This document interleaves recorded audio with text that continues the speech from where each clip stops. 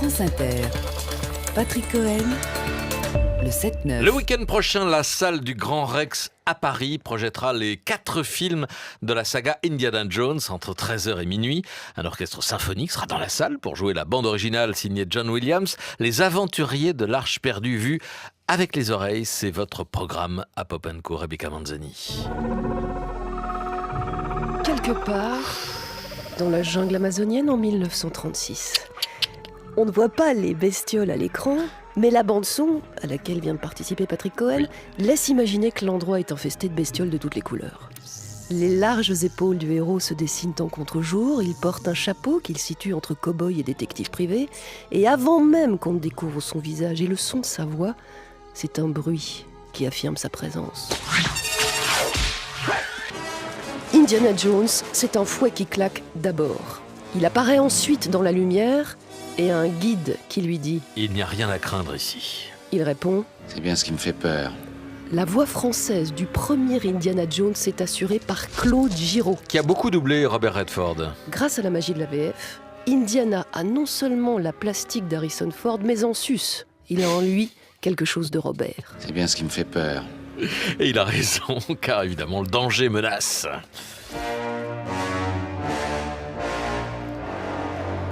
Les aventuriers de l'Arche perdue, c'est l'histoire de 2 quadras, Steven Spielberg à la réalisation et George Lucas à la production, 2 hommes qui ont fait un film à 20 millions de dollars, comme 2 mômes qui s'exclameraient « on dirait que ».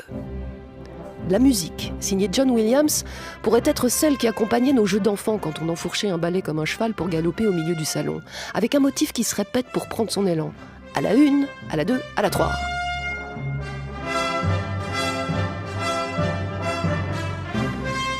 Les Aventuriers de l'Arche perdue sort sur les écrans en 1981 et John Williams a déjà signé 2 bandes originales cultes dans l'histoire du cinéma mondial. Les Dents de la Mer, évidemment, et celle de la Guerre des Étoiles.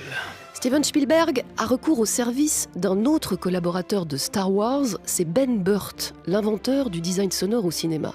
Pas de vaisseau spatial dans Les Aventuriers de l'Arche perdue, évidemment, mais beaucoup de serpents. Et les pires d'entre eux, des aspics. Le problème, c'est qu'un aspic, ça ne fait pas de bruit, ou si peu. Ben Burtt a alors l'idée de les rendre dangereux à nos oreilles en regardant sa femme faire la cuisine. Ah oui. Le crépitement du beurre sur une poêle à frire va devenir la bande-son d'un plan sur les aspics.